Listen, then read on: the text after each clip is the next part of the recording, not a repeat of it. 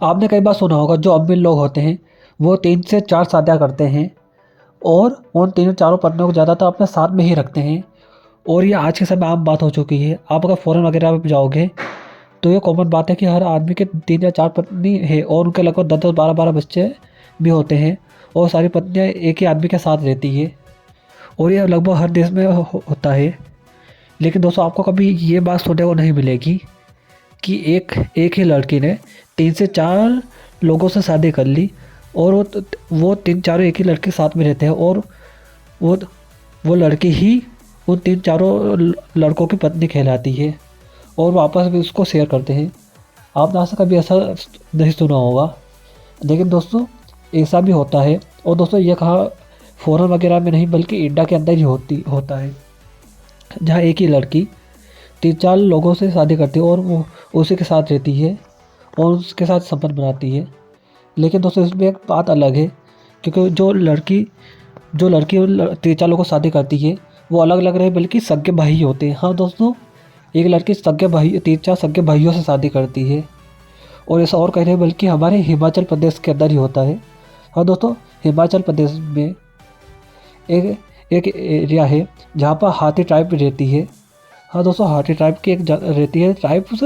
वो ज़्यादातर बस खेती ही करती है, जिनके पास खेती के लिए बहुत कम ज़मीन होती है। लेकिन उनकी समस्या रहती है कम ज़मीन रहती है और बाद में उनके जो बच्चे वगैरह रहते हैं उनमें अगर बच्चों में अगर प्रॉपर्टी वगैरह डिवाइड होती है तो उनके पास खेती वगैरह के लिए बहुत कम ज़मीन रह जाती है। इसी कारण उन्होंने में कई सदियों से ये परंपरा चलती आ रही है। घर का जो सबसे बड़ा लड़का होता है वह एक लड़की से शादी करता है और उसके जो छोटे भाई रहते हैं उन सभी छोटे भाइयों की पत्नियाँ भी वही होती है और जहाँ वो उनकी भाभी कहलाती है, बल्कि लेकिन इस टाइम में भाभी नहीं बल्कि वो उनकी पत्नी कहलाती है और लड़की उन सभी के साथ रहती है और उनके अपने पति के समान रहती है। लेकिन उस सबसे जो बच्चे पैदा होते हैं वो सबसे बड़े भाई के ही कहलाते हैं, जिस तरह कारण उनके प्रॉपर्टी बिल्कुल भी डिवाइड नहीं होती है। और भले घर के अंदर 3-4 भाई ही क्यों ना हो, लेकिन उससे बच्चे एक दो ही होते हैं, जिसके कारण सबके पास एक ही प्रॉपर्टी होती है, एक के पास प्रॉपर्टी होती है। आपको सुनने भले अभी लगता हो, लेकिन ये आज भी चल रही है हिमाचल प्रदेश के हाथी ट्राइब में।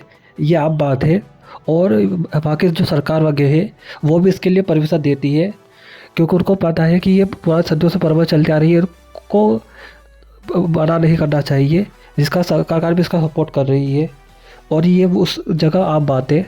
दोस्तों आप भी इंडिया में रहते होंगे और आपके राज्य में अलग अलग परंपरा होगी, लेकिन दोस्तों आपको इस परंपरा के बारे में क्या कहना है? आप इस परंपरा से क्या कहना चाहते हो? आपकी जो भी राय वगैरह हो कमेंट में आप अपनी राय बता सकते हो।